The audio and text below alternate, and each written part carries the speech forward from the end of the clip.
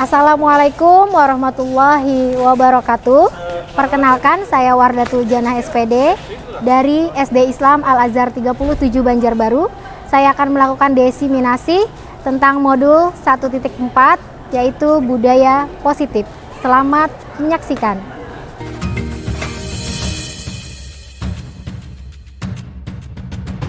Dari berbagai penjuru Nusantara, pendidik mulia terpanggil jiwanya, melangkah dalam satu cita, selamat dan bahagia anak bangsa.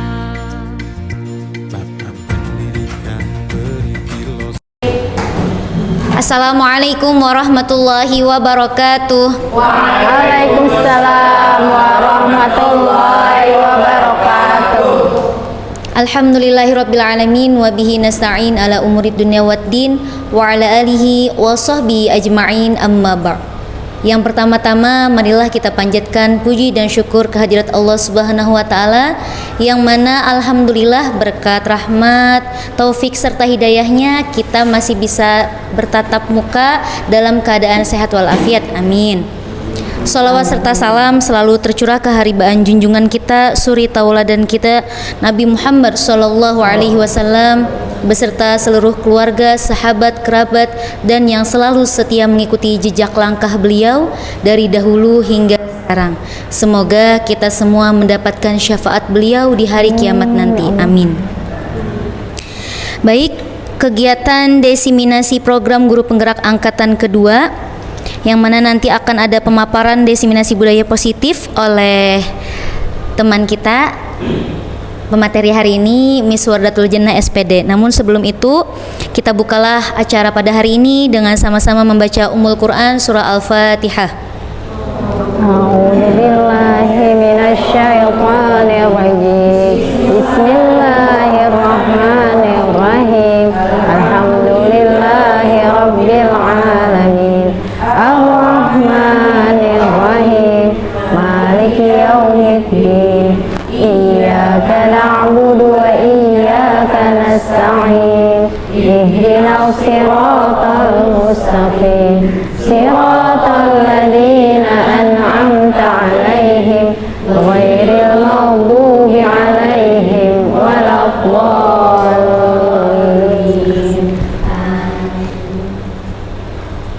Amin amin ya rabbal alamin. Semoga dengan pembacaan surah Al-Fatihah tadi maka acara kita pada hari ini dapat berjalan dengan lancar. Amin. Amin.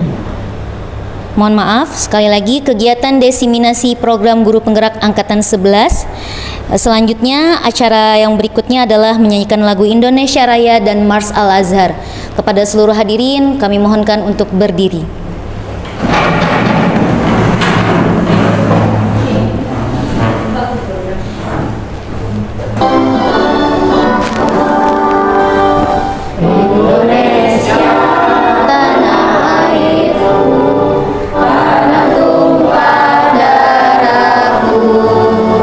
Di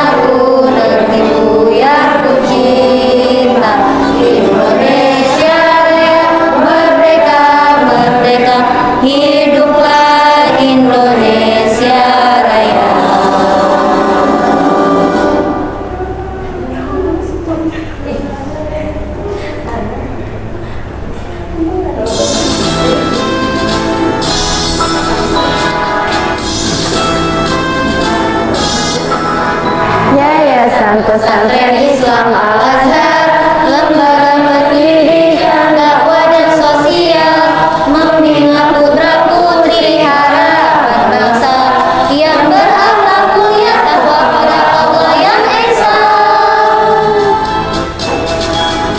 Yayasan Pesantren Islam Al-Azhar amanah dan dambaannya umat, mewujudkan cendekiawan beriman yang ikhlas berjuang membangun umat dan bangsa. Al-Azhar, Al-Azhar, Al-Azhar. Mari kita dukung cita-citanya untuk dilestarikan, sehat jasmani dan rohani, jaga terampil percaya diri, dalam pribadi yang kuat, berbakti pada Ibu Pertiwi. Raditu billahi robba ya karim, wa bil islami dina ya rabbal alamin, wa bi muhammadin nabiyya wa rasulah, wa bil quran imama wa qamama ya Allah. Al-Azhar, Al-Azhar, Al-Azhar. Mari kita dukung cita-citanya untuk dilestarikan, sehat jasmani dan rohani, cakap terampil percaya diri, dalam pribadi yang kuat, berbakti pada Ibu Pertiwi, berbakti pada Ibu Pertiwi.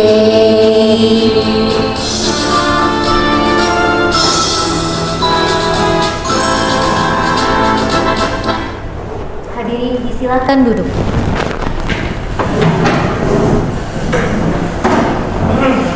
Acara berikutnya sambutan yang mana akan disampaikan oleh Kepala Sekolah SD Islam Al-Azhar 37 Banjarbaru kepada Ibu Esti Rastuti STMPD. Dengan hormat disilakan.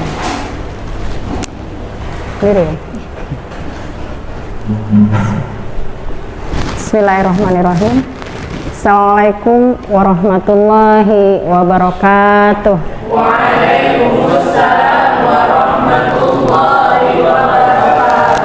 Alhamdulillahirrabbilalamin. Nahmaduhu wa nasta'in wa nastaghfiruh wa na'udzu billahi min syururi anfusina wa min sayyiati a'malina, may yahdihillahu fala mudilla lahu wa may yudlil fala hadiya lahu. Asyhadu an la ilaha illallah wahdahu la syarikalah wa asyhadu anna Muhammadan abduhu wa rasuluhu la nabiyya ba'dahu. Allahumma shalli ala sayyidina Muhammad wa ala alihi wa ashabihi ajma'in. Amma ba'du. Yang sama-sama kita hormati, kita banggakan. Ini sengaja nih Bu Esi menyebutnya dibanggakan dulu nih, karena dia sebagai narasumber kita hari ini ya. Belum Miss atau Bu Wardatul Jannah SPD selaku narasumber kita hari ini. Lalu yang Bu Esi banggakan Wakil Kepala Sekolah SD Islam Al-Azhar 37 Banjarbaru Pak Rahman Hilmi, dan Bapak Ibu guru staf pengajar di unit SD Islam Al-Azhar 37 Banjarbaru yang tentu saja Bu Esi cintai karena Allah. Alhamdulillahirabbil alamin. Hari ini kita bisa berkumpul untuk menimba ilmu, untuk bisa mendapatkan suatu pemahaman, dan ini patut kita syukuri karena tidak sering ya kita mendapatkan sesuatu ilmu itu kita kondisikan dengan situasi kondisi di sekolah kita ya. Mungkin ilmu agama, ilmu yang lainnya bisa kita dapatkan dengan mudah sekarang ini di sosial media ya. tapi hal-hal yang berkenaan dengan pembelajaran, peserta didik ya, itu tentu saja sesuatu hal yang sangat bermanfaat. Dan alhamdulillah kita bersyukur hari ini kita akan mendapatkan itu. Hal yang kedua, salam dan salam tak lupa kita limpahkan kepada Nabi kita, Nabi Muhammad SAW beserta keluarga, para sahabat dan orang-orang Islam yang istiqomah ila yaumil qiyamah. Diseminasi ya, kata itu tuh sebenarnya dulu ya pernah gue dapatkan itu di ilmu pertanian, karena ada inseminasi ya. Kalau inseminasi itu kan artinya mengumpulkannya di suatu tempat tertentu. Nah kalau di itu kan berarti dia menyebar. Nah, jadi maknanya adalah apa yang sudah didapat narasumber dalam hal ini Bu Jejen ya, pemahaman yang ia dapat dari satu program pemerintah di calon guru penggerak ini, itu harusnya ya, idealnya itu tidak menjadi satu saluran yang tertutup. Kalau saluran tertutup tuh pasti kan berbau, warnanya juga akan lama-lama keruh dan gelap ya. Filosofi itu dibuatlah suatu kegiatan ya, agar saluran itu bisa tersalurkan dengan baik, dengan sehat ya. Sama halnya yang sudah didapat oleh Bu Jejen, harus disebarkan pemahaman ilmunya, apa yang didapat di CGP itu untuk dalam hal ini ya mungkin untuk internal dulu ya, untuk kita-kita. Jadi bukan hanya kemudian itu untuk teman sesama rekan guru saja. Bu Esi di sini selaku dalam hal ini diberikan amanah sebagai kepala sekolah, tentu saja sangat bersyukur ya. Bisa jadi hal ini adalah hal yang pernah didapat, tapi ketika yang menyampaikannya berbeda, itu bisa juga kesannya akan berbeda ya. Mudah-mudahan yang sudah pernah dapat itu menjadi lebih tajam lagi, lebih semangat lagi untuk mengimplementasikannya. Yang belum menjadi suatu pencerahan ya, akan menjadi modal untuk kemudian diimplementasikannya sebagai guru ataupun sebagai pengajar di kelas ya. Ya mudah-mudahan apa yang nanti disampaikan oleh Miss Jejen sebagai narasumber kita kali ini ya, itu bukan hanya sekedar penggugur tugas ya, bukan hanya sekedar formalitas ya. Benar-benar ini adalah satu hal yang sangat relate ya dengan apa yang kita sedang geluti, yaitu di dunia pendidikan. Nah, jadi supaya kita fokus, supaya kita bisa menyerap dengan baik, keluarkan atau kosongkan gelas yang sudah penuh itu ya. Dengan cara apa? Masalah yang sudah ada, baik itu masalah keluarga, masalah peserta didik, masalah pembelajaran, apapun itu ya, itu tolong di-keep dulu ya, di-keep dulu ya. Kita fokus, mudah-mudahan gelas atau hal-hal yang tadi kita kosongkan siap diisi ya, sehingga benar-benar apa yang tadi Bu Esi sampaikan ini adalah hal yang sudah pernah didapat, tapi karena gelasnya kosong menjadi suatu pengingat kembali, penguat kembali ya. Atau tadi benar-benar dia menjadi suatu ilmu yang baru yang siap ya kita implementasikan dan kita kondisikan juga dengan sekolah kita tentunya ya, Miss Jejen ya. Mudah-mudahan itu sih harapan Bu Esi ya. Jadi bukan hanya sekedar penggugur tugas, tapi betul-betul ini adalah satu langkah yang bagus, meskipun ya ini juga pernah dan sering kita lakukan ya, setiap kali ada tugas keluar guru ya, baik itu hanya sekedar KKG ataupun mengikuti suatu lokakarya dan sebagainya, itu disampaikan ya, agar ilmunya tidak mengendap seperti tadi filosofinya saluran yang tidak tersalurkan, supaya ilmunya tidak berbau ya, tapi wangi. Mungkin itu saja yang bisa Bu Esti sampaikan. Mudah-mudahan semuanya bisa fokus, dan terima kasih Bu Jejen sudah mau berbagi ya. Itu saja. Mudah-mudahan kita semua dalam keadaan sehat dan selalu happy. Assalamualaikum warahmatullahi wabarakatuh. Waalaikumsalam warahmatullahi wabarakatuh.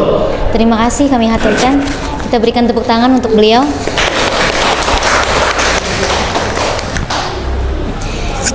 Baik, selanjutnya sesi presentasi atau diseminasi disiplin positif oleh narasumber kita, yaitu Miss Wardatul Jannah SPD. Kepada beliau dengan hormat silahkan kita berikan tepuk tangan untuk beliau. Baik, bismillahirrahmanirrahim. Assalamualaikum warahmatullahi wabarakatuh.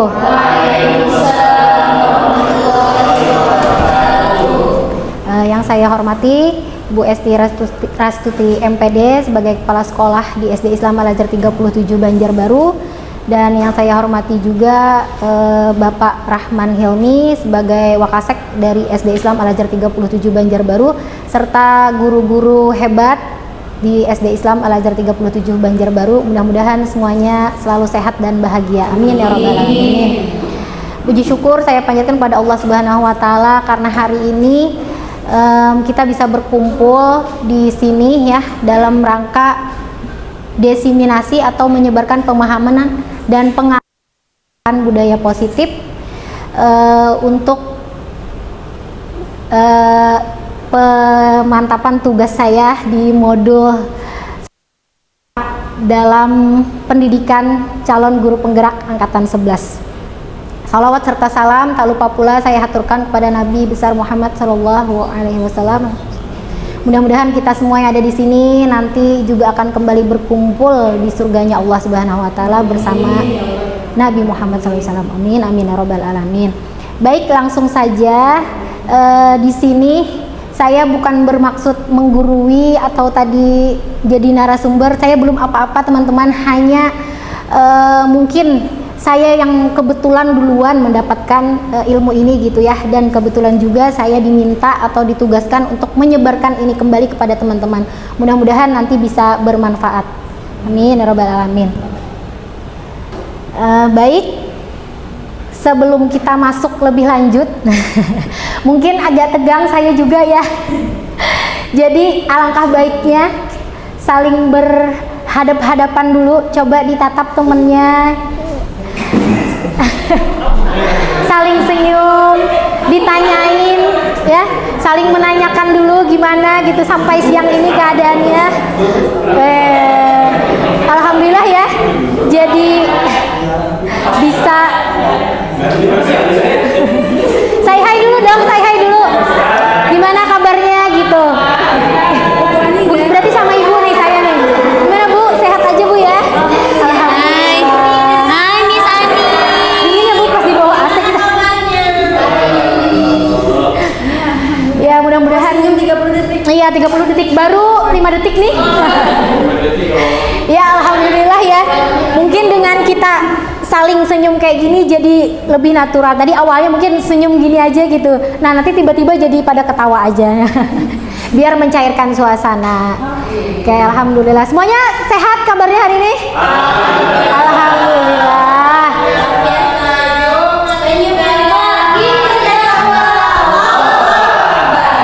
Yeay, alhamdulillah. Terima kasih banyak sekali lagi ya teman-teman, di tengah-tengah kesibukan kita dalam rangka 17-an Hari Kemerdekaan gitu ya, tapi tetap bisa menghadiri agenda ini gitu. Mudah-mudahan tadi semuanya mendapatkan keberkahan dan dalam keadaan sehat selalu dan diberikan rezeki yang berkah. Amin ya rabbal alamin. Masya Allah.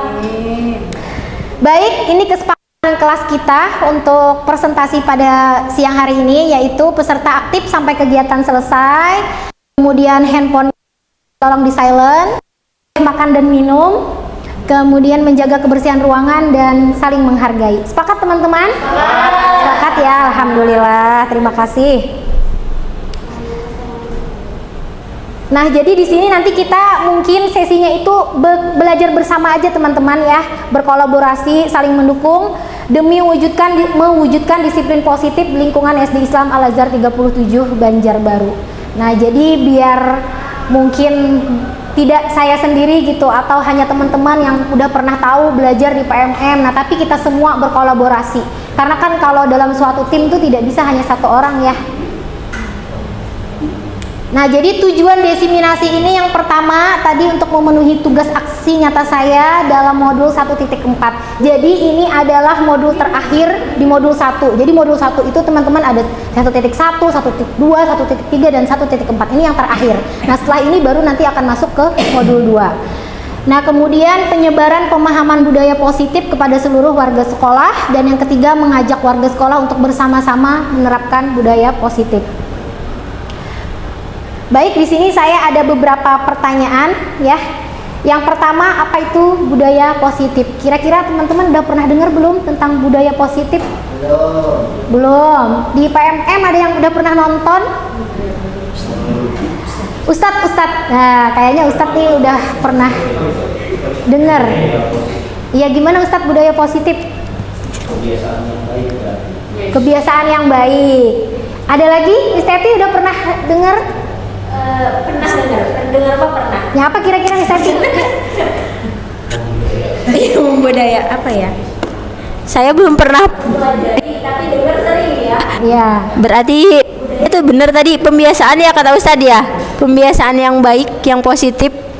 Pembiasaan yang baik dan positif gitu ya. Ya, pembiasaan baik. Ya, impact baik. Oke, yang kedua, hukuman dapat mendisiplinkan anak. Nah, menurut teman-teman, apakah setuju dengan pernyataan ini? Dengan adanya hukuman itu kira-kira murid-murid kita bisa disiplin, benar apa tidak? Tidak. Sepakat tidak ya? Kenapa kira-kira? Belum tentu. Misalnya nih, ada murid kita yang terlambat datang sekolah gitu ya. Kemudian, ayo, sebagai gantinya pungut sampah. Nah, apakah itu otomatis besok-besok dia tidak terlambat? Belum tentu ya. Kayak berarti kita sepakat tidak setuju dengan pernyataan ini. Kemudian yang ketiga, memberi penghargaan dapat meningkatkan motivasi belajar anak. Reward misalnya. Setuju? Setuju ya. Berarti dengan adanya reward atau misalkan ngasih bintang itu artinya biasanya kita tiap pagi tuh nanyain tentang sholat subuh gitu ya. Ya Mr. Agus ya. Nah, apakah dengan adanya reward itu otomatis besok-besok mereka akan termotivasi sholat subuh? Pada sepakat? Baik, terima kasih teman-teman. Nah, jadi sekilas tentang ini tadi, tentang pernyataan-pernyataan ini tadi akan terjawab di slide-slide berikutnya. Izin saya lanjutkan, G. Nah, jadi ini adalah konsep utama tentang modul budaya positif. Ada 8 teman-teman. Yang pertama, perubahan paradigma belajar. Yang kedua, motivasi perilaku manusia. Yang ketiga, posisi kontrol. Yang keempat, registrasi restitusi. Yang kelima, disiplin positif. Yang keenam, keyakinan kelas. Yang ketujuh, kebutuhan dasar manusia. Nah, yang pertama tentang pembelajaran dengan paradigma baru. Tentunya ini adalah terkait dengan kurikulum kita, yaitu kurikulum Merdeka. Nah, di mana di situ adanya prinsip pembelajaran tentang berdiferensiasi. Alhamdulillah ya, karena kita udah termasuk dalam sekolah penggerak, otomatis udah pernah mempelajari ini, bahkan sudah diaktualisasikan di kelas kita masing-masing gitu ya. Sehingga para murid kita itu belajar sesuai kebutuhannya dan tahap perkembangannya. Nah, dan ini berdasarkan teori psikologi modern untuk mewujudkan profil pelajar Pancasila. Apa aja teman-teman profil pelajar Pancasila kita? Masih ingat nggak? Beriman, bertakwa kepada Tuhan Yang Esa dan berakhlak mulia. mandiri, gotong royong, kreatif, dan bernalar kritis. Nah itu ya, jadi harapan dari kurikulum Merdeka dengan menggunakan prinsip berdiferensiasi ini mewujudkan profil pelajar Pancasila. Nah kemudian di sini saya minta tolong 2 orang boleh ke depan mempraktekkan tentang cobalah buka. Siapa ya yang bersedia dulu deh? Siapa kira-kira? Agus, Pak Agus, minta tolong ke depan deh. Permainan sedikit aja. Tentang cobalah buka. Bukalah apa? Ayo sini, silakan ke depan. Dimohon ke depan dulu ya. 1 orang lagi boleh? Siapa yang bersedia? Ayo Pak, buka. Oke Pak Rahman. Buka tutup. Di sini ada apa? Bukan Pak. Bukan dah. Bukan permainan. Jadi ini nanti ceritanya Pak Agus ini orang yang mempengaruhi temannya. Nah temannya ini punya sesuatu di tangannya gitu ya, sesuatu yang berharga. Nah jadi ceritanya Mr. Rahman ini berusaha sekuat tenaga mempertahankan apa yang dia miliki, sedangkan Mr. Agus ini mencoba mempengaruhi Mr. Rahman dengan sekuat tenaga juga gitu untuk membuka apa yang dimilikinya. Nah, jadi tapi iya. Mr. Rahmannya Menolak. dengan sekuat tenaga. Coba scan ininya. Ya pegang rat-rat Pak, jangan sampai ketahuan isinya. Jangan sampai ketahuan. Teman. Apa? Mr. Agusnya sekuat tenaga merayu pokoknya sampai dia buka. Apa? Kamu tahu nggak? Apa? Bedanya saya dengan kamu? Kan pakai cara. Boleh cara apapun. Tahu Cara nggak? apapun. Nah, Nala, saya punya tangan. Sampai punya tangan. Punya. Siapa yang bisa membuka itu pemenang. Oke, kita mulai. Ya. 1, 2. tapi nggak boleh tangan kanan. Kenapa? Harus kiri. Kamu tahu nggak itu apa sebabnya? Karena Kenapa? aku pacaran. 1, 2, 3. Ya. Kalah kan? Kayak tepuk tangan dulu buat teman-teman. Terima kasih Mr. Agus. Terima kasih Mr. Rahman.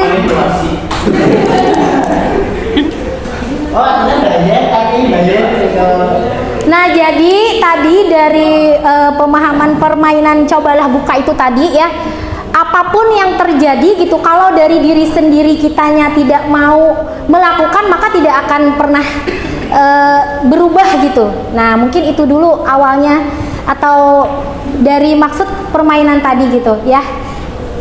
Nah itu ada hubungannya nanti dengan miskonsepsi tentang teori kontrol. Nah ilusinya di sini guru itu dapat mengontrol murid. Benar nggak teman-teman kita dapat mengontrol murid? Benar? Benar apa tidak? Dengan sekuat tenaga kita memaksa murid, ayo kamu sholat subuh. Tapi kalau dalam dirinya dia belum ada keinginan untuk sholat subuh, belum ya berarti. Jadi itu tidak bisa. Yang bisa mengontrol dirinya sendiri sama kayak tadi Mr. Rahman ketika di depan itu kan apapun rayuan, apapun yang diiming-imingi istilahnya gitu. Tapi kalau dari dirinya tidak bisa atau tidak mau memberikan maka tidak akan bisa gitu. Yang kedua, ilusi bahwa semua penguatan positif efektif dan bermanfaat. Nah, jadi penguatan positif itu sama dengan bentuk-bentuk kontrol dalam jangka tertentu murid menyadari. Jadi efeknya itu jangka pendek ya. Maka segala sesuatunya tadi kembali kepada dirinya. Yang ketiga, ilusi bahwa orang dewasa memiliki hak untuk memaksa. Misalnya Pak sama anak, ayo kamu ikut ekskul ini aja. Sering terjadi kan ya, biasanya kita di kelas gitu.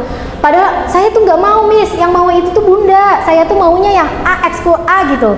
Nah itu juga sebenarnya itu tidak boleh terjadi gitu ya. Itu semuanya itu anak pun memiliki hak untuk memilih. Kemudian yang keempat, kritik dan membuat orang merasa bersalah dapat menguatkan karakter. Benar apa tidak teman-teman? Dengan kita mengkritik orang, orang tersebut karakternya akan lebih bagus. Sama kayak kita zaman dulu waktu kecil ya, kita nih sering kayaknya tuh zaman seperti itu. Hayo kamu kalau begini terus bangunnya siang gimana bisa maju. Nah kalau anak zaman sekarang kita gituin, kemungkinan makin ditambahin gitu ya, ditantang. Sama kalau kamu kalau ngomong terus silahkan keluar, ya udah dia keluar gitu. Nah, nggak bisa. Nah, jadi sebenarnya ini adalah miskonsepsi atau kesalahan tentang teori kontrol. Nah, bagaimana merubah paradigma stimulus respon ke pendekatan teori kontrol? Nah, jadi realitas atau kebutuhan kita sama. Nah, dalam teori kontrol, kebutuhan kita itu sebenarnya berbeda. Tiap orang itu berbeda. Jadi tidak bisa kita samakan. Makanya tadi kalau di kurikulum Merdeka itu kan ada pelaksanaan pembelajaran berdiferensiasi. Kemudian yang kedua, semua orang melihat hal yang sama. Nah, padahal tidak ya. Kita memandang kelas ini kotak gitu, tapi belum tentu orang lain bisa jadi agak sedikit miring apa gimana. Nah, jadi semua orang itu memiliki gambaran yang berbeda. Yang ketiga, kita mencoba mengubah orang agar berpandangan sama dengan kita. Itu juga tidak bisa ya, karena setiap orang itu berusaha memahami pandangan orang lain tentang dunia yang berbeda-beda. Yang keempat, perilaku buruk dilihat sebagai suatu kesalahan. Nah, jadi itu adalah stimulus respon yang salah. Seharusnya dalam teori kontrol, semua perilaku itu memiliki tujuan meskipun itu salah. Entah dia ternyata ingin kita lebih diperhatikan, itu kan ada tujuannya juga ya. Kemudian orang lain bisa mengontrol saya. Apakah kita bisa dikontrol orang? Tidak ya. Jadi pada teori kontrol, yang dapat mengontrol diri kita itu hanya kita sendiri. Tidak ada pengaruh dari orang lain. Kita mau berubah, kita mau menjadi yang lebih baik, itu dari diri kita sendiri. Kemudian berikutnya, pemaksaan pada saat bujukan gagal. Pemaksaan ada pada saat bujukan gagal, sedangkan pada teori kontrol, kolaborasi dan konsensus menciptakan pilihan-pilihan baru. Nah, jadi dalam teori kontrol itu sangat dibutuhkan kerjasama tim gitu. Kemudian yang terakhir, model berpikir menang kalah. Kalau di teori kontrol, model berpikir menang-menang. Jadi apapun yang akan kita lakukan, pokoknya tujuannya untuk goal keberhasilan dulu. Jangan ada menang dan kalah. Tuh. Kemudian yang berikutnya tentang disiplin. Nah, kira-kira menurut teman-teman apa tuh disiplin?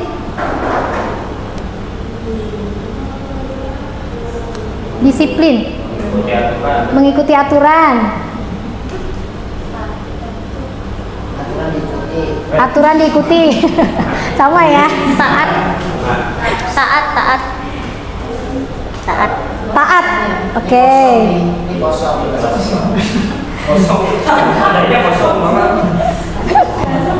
Gelasnya kosong. Nah, jadi ini terkaitannya dengan disiplin positif. Nah, jadi kalau disiplin itu tadi ya sebuah aturan ya. Nah, tapi kalau pada budaya disiplin positif itu tidak ada lagi yang namanya aturan. Karena nanti kalau disiplin itu mengacu pada disiplin diri yang memiliki tanggung jawab terhadap apa yang dilakukan berdasarkan nilai-nilai yang diyakini.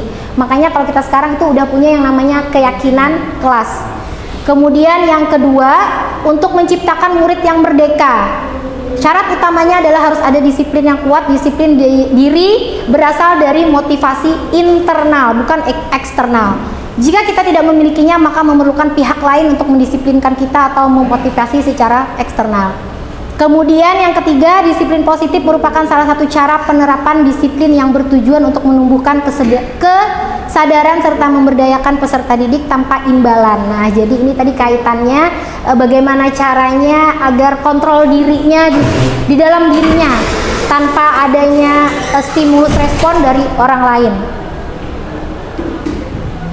Nah, jadi dengan disiplin positif ini tadi, tujuan kita menciptakan murid yang memiliki disiplin diri sehingga mereka berperilaku pada nilai-nilai kebajikan yang universal dan memiliki motivasi intrinsik atau dalam diri.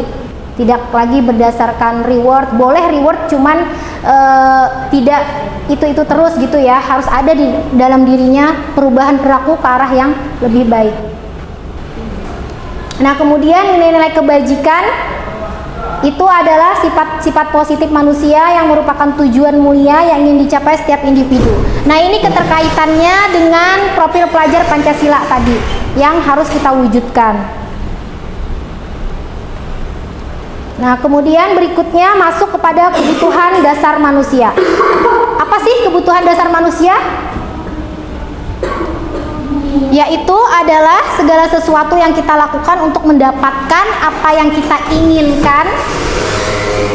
Seluruh tindakan yang kita lakukan memiliki tujuan tertentu, dan semua usaha terbaik yang kita lakukan adalah dalam rangka agar kebutuhan dasar kita terpenuhi dengan baik. Nah, jadi itu adalah apa saja keinginan, kebutuhan yang harus kita dapatkan. Kira-kira apa aja teman-teman? Kebutuhan hidup sehari-hari, sandang, pangan, papan. Apalagi yang kita butuhkan? Cinta, kasih sayang, betul banget. Kedamaian, ketentraman, kesejahteraan, bahagia, lahir batin ya. Apalagi teman-teman? Nah ya, betul banget tadi ya, tadi kata Miss Teti, Mr. Agus, yang pertama bertahan hidup. Nah, jadi makanan, pakaian, tempat tinggal, keamanan, kesehatan. Alhamdulillah kita punya ya semuanya untuk bertahan hidup. Kemudian rasa kasih sayang dan rasa diterima. Apakah kita semua di sini berkasih sayang dan diterima? Insya Allah. Insya Allah ya. Karena itu semua adalah hubungannya tentang diperdulikan, berbagi, kerjasama. Gimana mau bekerja sama kalau kita tidak sayang misalkan kayak gitu ya, atau tidak ada rasa memiliki satu sama lain.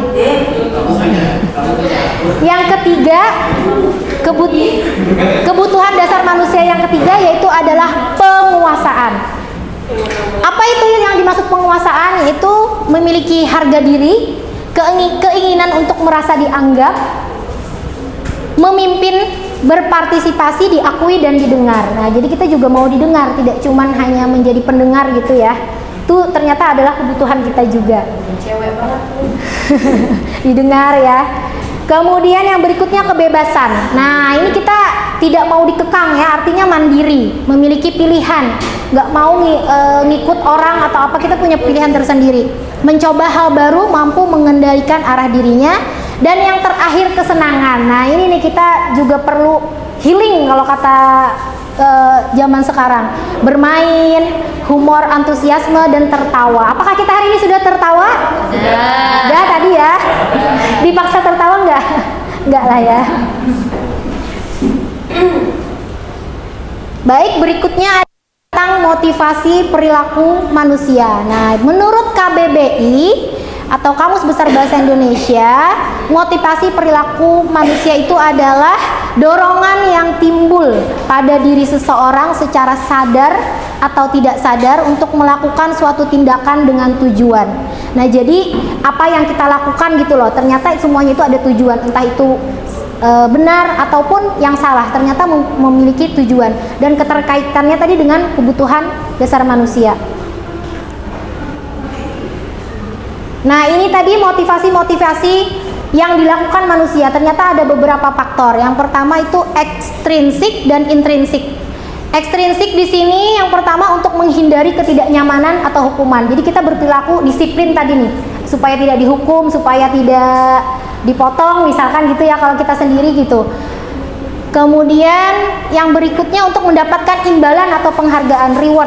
Nah, misalkan di akhir nanti ada reward dari atasan kita gitu. Nah, ternyata itu motivasi ekstrinsik.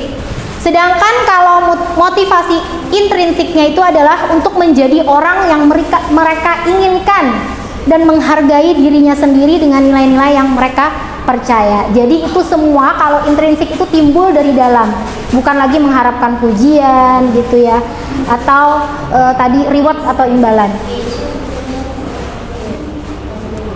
Nah, kemudian di sini ada 3 macam bentuk-bentuk, ada hukuman, konsekuensi, dan restitusi.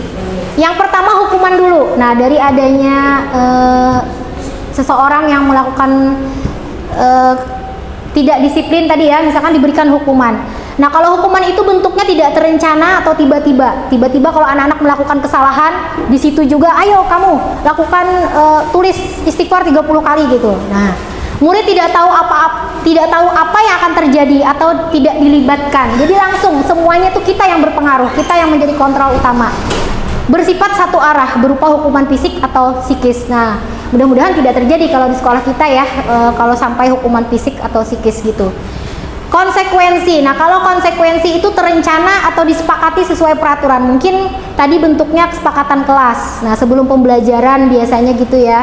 Apa nih kalau sudah 3 kali ditegur, silahkan di depan dulu menggantikan miss-nya gitu. Nah, mungkin udah disepakati, itu konsekuensi namanya. Murid tetap dibuat nyaman. Tidak seperti tadi ya, tidak tahu menau ketika membuat kesalahan langsung diberikan sesuatu. Kemudian yang berikutnya adalah restitusi. Itu proses menciptakan kondisi bagi murid untuk memperbaiki kesalahan. Nah, jadi pada restitusi itu ketika dia melakukan kesalahan, kita bukan menyalahkan, bukan memberikan sesuatu di luar rencana, tapi bagaimana caranya memperbaiki kesalahan itu. Kemudian yang berikutnya proses kolaboratif yang mengajarkan murid untuk mencari solusi. Nah, jadi dari kesalahan yang dia lakukan, gimana seharusnya tanggung jawab apa yang harus dia lakukan setelah melakukan kesalahan tersebut. 5.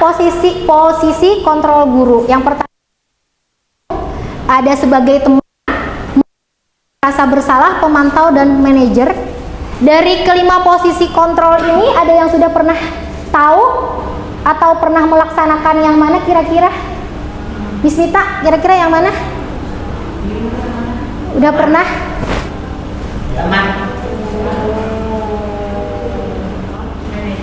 Manajer, teman, memantau aja. Oke, jadi ini adalah 5 posisi kontrol guru. Nah, apa sih bedanya di sini ya tentang motif posisi kontrol guru tadi? Nah, kalau di sini ada penghukum itu menghardik atau menunjuk-nunjuk.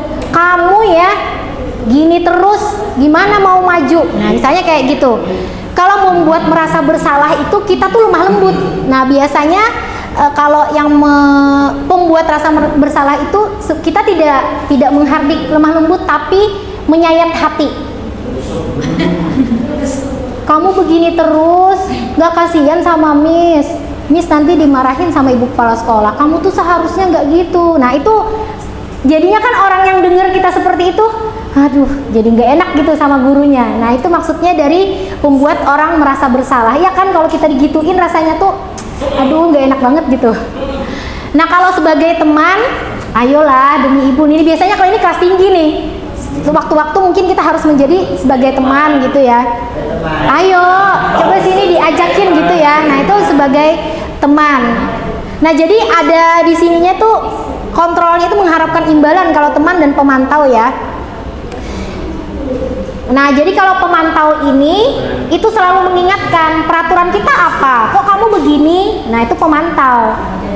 Kesepakatan kelas kita apa gitu. Kan udah pernah tuh ada kita buat kemarin, kok sekarang gini. Nah, itu adalah pemantau. Nah, kalau manajer itu ternyata adalah menyelesaikan masalah dengan memberikan solusi yang tadi pakai restitusi. Nah, jadi kita sama-sama kira-kira kalau dia misalkan sering terlambat, nah yang kamu harapkan gimana, harusnya gimana gitu. Kalau sudah terlambat ke depannya apa. Nah, itu adalah kita hanya membantu mengatur, selebihnya dia sendiri yang bertindak untuk memperbaiki gitu ya apa yang sudah dia lakukan. Nah, di sini ada contoh kasus. Sabrina itu bangun terlambat, kemudian dia buru-buru sampai di sekolah. Dia pun akhirnya sampai gerbang sekolah, tapi baru menyadari kalau tidak menggunakan sepatu hitam seperti tertera di peraturan sekolah. Di depan pintu kelas, Bapak Lukman memperhatikan sepatu Sabrina berwarna coklat. Sabrina berusaha menjelaskan bahwa dia terburu-buru dan salah mengenakan sepatu. Pak Lukman menanyakan Sabrina, apa peraturan sekolah tentang seragam warna sepatu? Sabrina menjawab, sudah mengetahui sepatu harus berwarna hitam, namun terburu-buru dan salah mengenakan sepatu. Selain tidak mungkin kembali pulang karena rumahnya jauh sekali, Kemudian Pak Lukman tetap bersikeras pada peraturan yang berlaku dan mengatakan, ya sudah, kamu sudah melanggar peraturan sekolah, kamu salah, sudah terlambat, salah pula warna sepatunya. Segera buka sepatumu kalau tidak bisa mengenakan warna sepatu sesuai peraturan. Jadi dia disuruh lepas sepatu karena sepatunya coklat gitu ya.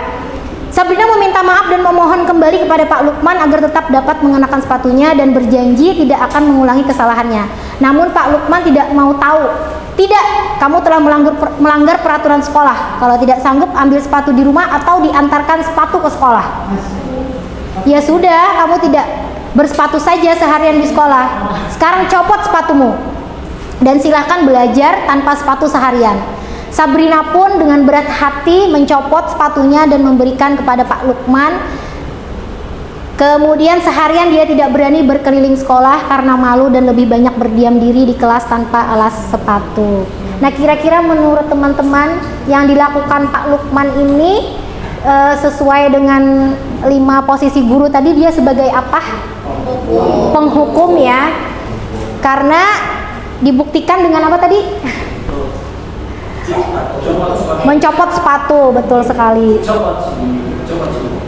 Nah, jadi sebagai posisi penghukum, kemudian bila Pak Lukman mengambil posisi seorang manajer, apa yang akan dikatakannya? Kira-kira gimana kalau diganti menjadi manajer?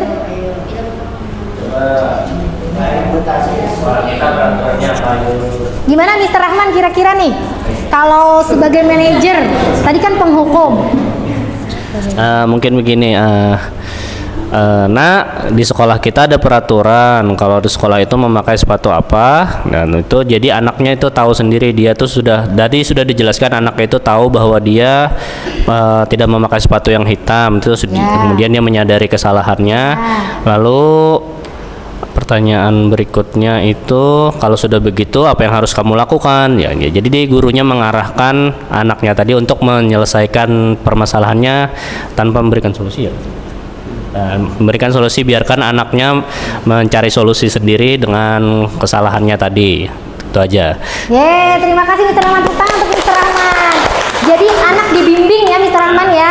Oke, baik. Kemudian nih kita bermain peran. Kira-kira nih, jika Anda sebagai kepala sekolah di sekolah tersebut, apa yang akan dilakukan? Coba Mr. Dondon. Kira-kira gimana Mr. Dondon? Kalau jadi kepala sekolah dengan kasus tadi ada Pak Lukman mungkin yang menghukum muridnya gitu ya. Setelah dia menyadari kesalahannya, kemudian bisa mengambil sikapnya, hanya mengingatkan bahwa tidak akan mengulangi lagi dari anak tersebut. Kemudian mungkin untuk 1 kali masih dimaafkan. Ya, baik. Tepuk tangan untuk Mr. Dondon. Terima kasih Mr. Dondon. Jadi Mr. Dondon jadi kepala sekolah nih ya. 1 kali dimaafkan dulu tadi ya Mister ya. Oke, baik, terima kasih. Kemudian nilai kebajikan yang ingin dituju oleh peraturan harus berwarna hitam. Kira-kira kalau kita tuh melakukan disiplin sepatu warna hitam itu supaya apa sih teman-teman? Disiplin. Biar apa Miss Mita? Boleh dibantu? Kenapa di sekolah itu harus sepatu hitam? Kira-kira supaya apa? Mungkin sepatu supaya disiplin aja, kemudian supaya seragam dengan teman-teman yang lain. Ya, baik. Terima kasih Miss Mita. Nah, jadi ini tadi kasus tentang Sabrina ya yang kelupaan karena terdesak-desak. Nah, jadi ya benar tadi dia sebagai penghukum. Nah, karena sudah melanggar disuruh buka sepatu keliling sekolah ya. Alhamdulillah kalau di kita nggak ada ya teman-teman ya. Malah dibuang. Banyak ya Bu ya sepatu berinian. Kayak kalau jadi manajer, nah jadi kita harus mengarahkan tadi benar banget kayak kata Mr. Rahman. Kemudian nilai kebajikan, nah tadi disiplin, kemudian tanggung jawab, mandiri dan kesetaraan, semuanya sama warna hitam. Kalau warna-warni kan nanti berbagai macam gitu ya. Nah, baik, yang berikutnya kita masuk ke keyakinan kelas. Mengapa keyakinan kelas? Dan mengapa bukan peraturan kelas? Kira-kira kenapa nih? Coba Miss Teti, kenapa harus keyakinan kelas? Mengapa bukan peraturan kelas? Kalau peraturan kan tadi seperti memaksakan kehendak. Tapi kalau keyakinan tuh yang sama-sama diyakini dan yakin bisa dilakukan seperti itu tanpa ada pemaksaan gitu. Tanpa ada pemaksaan. Iya, dari dorongan. Ya. Kalau peraturan tadi sudah tertera gitu ya. Iya, harus plek ketiplek harus dilakukan. Iya, plek ketiplek tidak bisa dirubah lagi ya. Baik, terima kasih Miss Terti.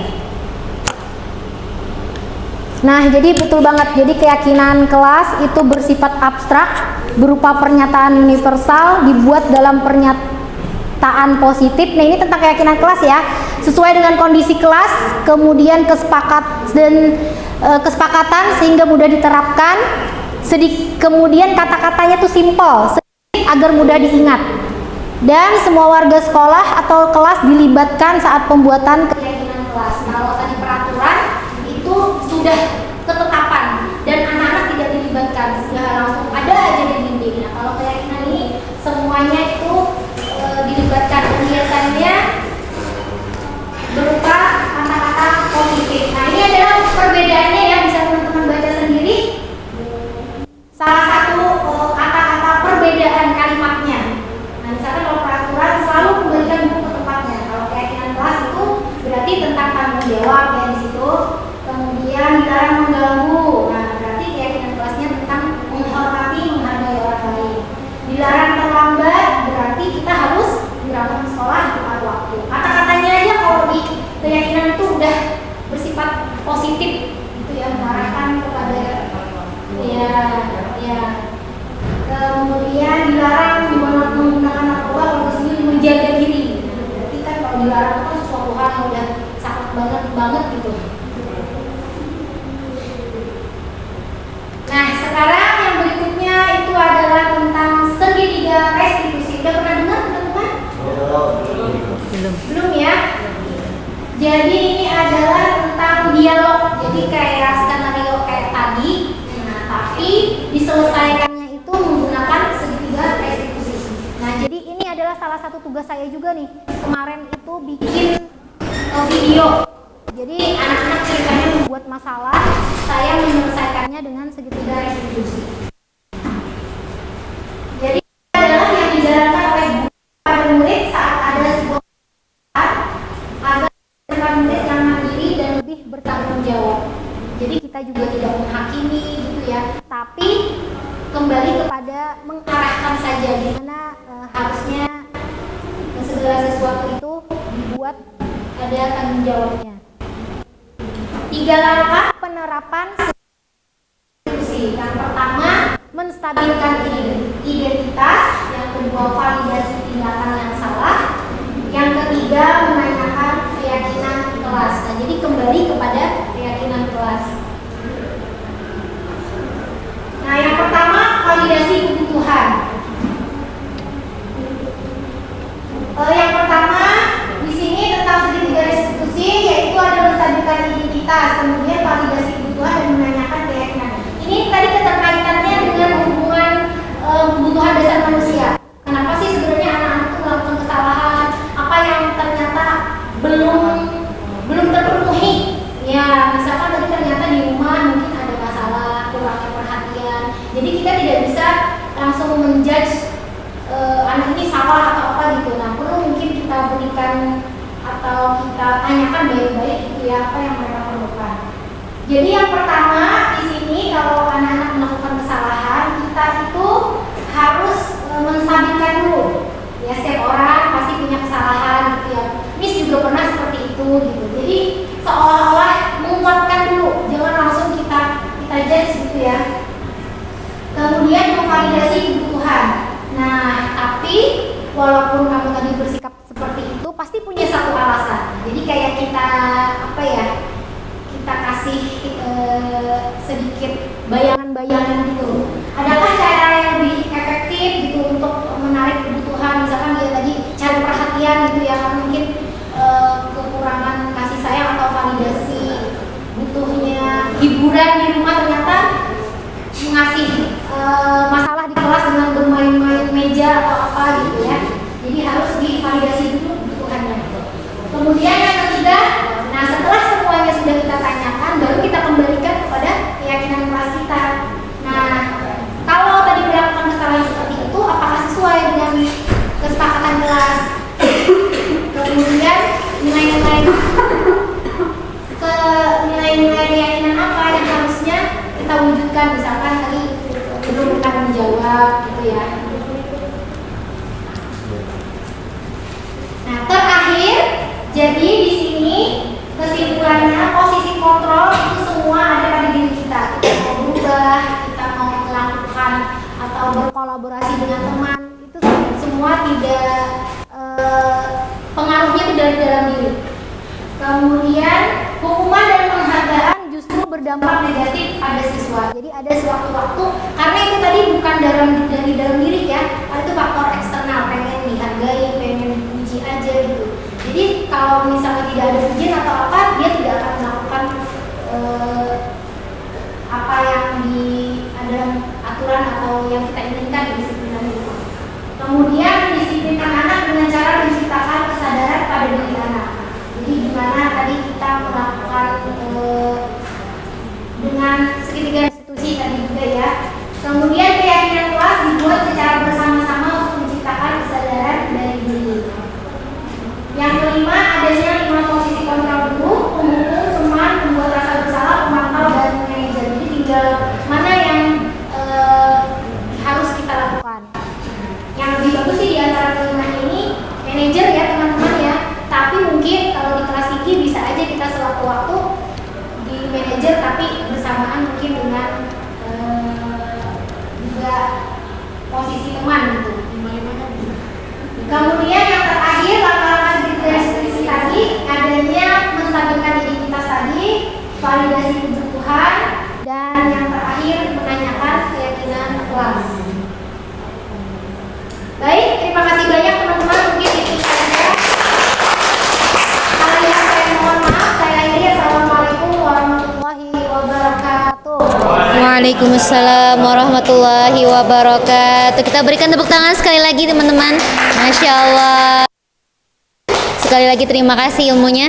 Baik, selanjutnya sesi tanya jawab. Bagi teman-teman yang ingin bertanya, silahkan. Boleh, silahkan. Iya.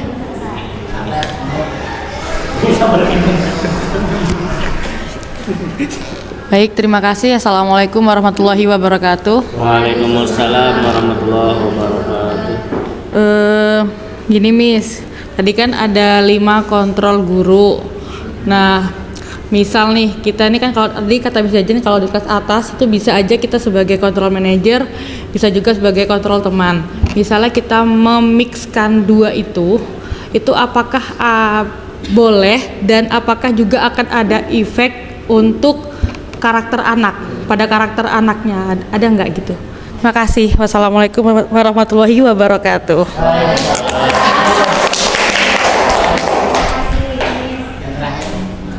Oke, bagaimana Miss? Mau langsung dijawab atau? Boleh, aku nggak ada. Oh iya, boleh. Pertanyaan selanjutnya? Bagus. Cari jawaban dulu.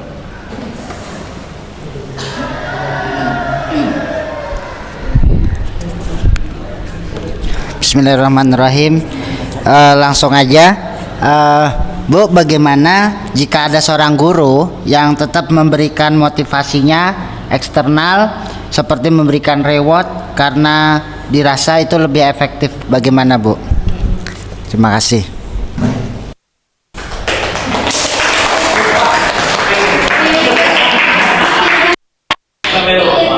Oke, baik, terima kasih.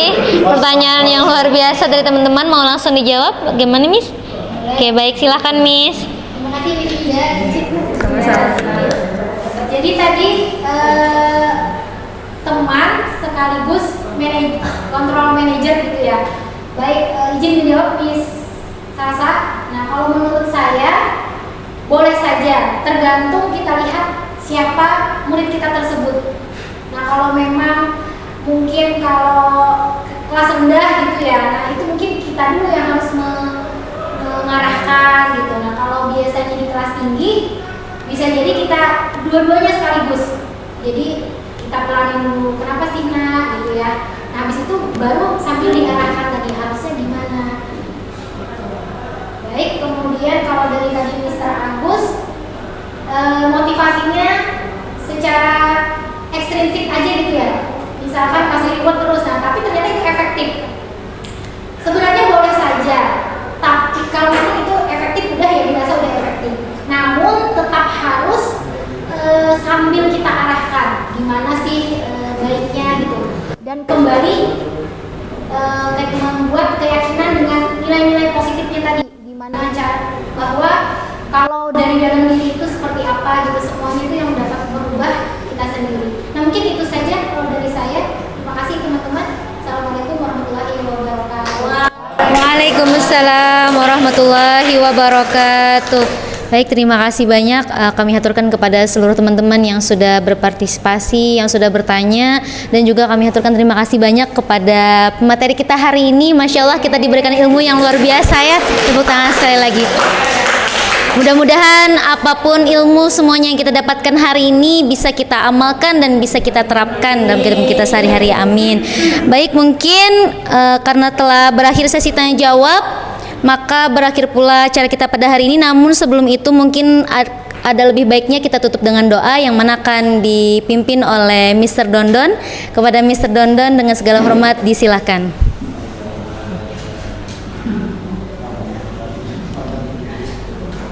Ala hadini al-Fatihah.